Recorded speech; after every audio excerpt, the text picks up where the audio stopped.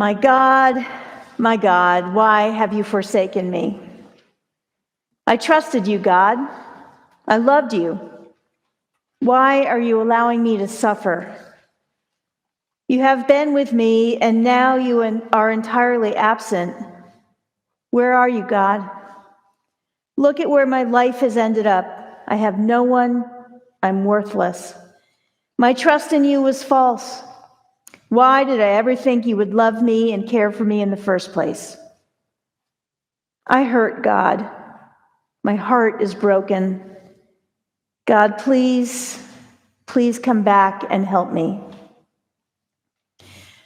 Good Friday is a peculiar day in the Christian church.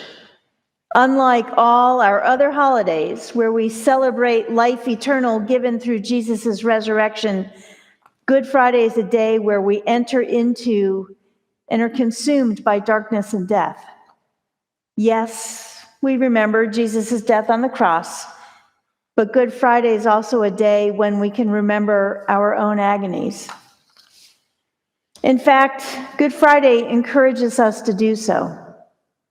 Where and when have you uttered the painful words, "My God, why have you deserted me?" What was that excruciatingly aching event where you may have found yourself on your knees weeping, feeling completely alone in the world? For me, one of those times was when I could no longer deny God's call to me to become a priest. I had denied it for years, and I tried logically to tell God why being a priest was not something that was really going to work for me and my family and my life. And it all boiled and bubbled up to create a tremendous amount of emotional pain and stress. And I was on my knees alone at St. Francis of Assisi in Stillwell. It was Good Friday, sometime in the afternoon, and I was alone in the church. I knelt at the altar rail and asked God why he expected me to do something that would ruin my life. My successful fundraising career would come to an end. I would go into debt paying for seminary. My family would be miserable because they didn't want a priest for a mother or a spouse. Yet God's voice remained. As I lamented what was happening, I started to feel as if layers of my being were being stripped away. My logical side, my intellect, my ego. And when they were shed, I was like the essence of who I was or am. And all of a sudden, I had a vision of Jesus hanging on the cross in front of me.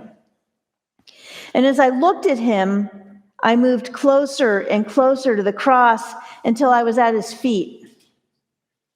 And he looked down at me, and I looked up at him, and I felt like our hearts and our souls joined in mutual pain and loneliness. I felt his anguish, and he felt mine. And I came out of that vision, I don't know how long it was, sobbing but calm. And I would answer God's call and become a priest somehow, some way. And after I described the experience to my spiritual director, he kind of laughed and he said, "You had a prophetic experience. These things happen."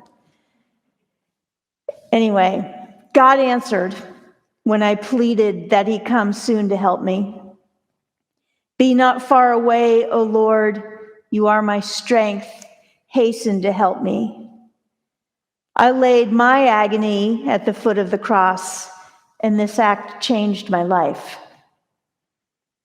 Good Friday is the day we are invited to lay our agonies at the foot of the cross, because it is there they will be enveloped in and consumed by God's love.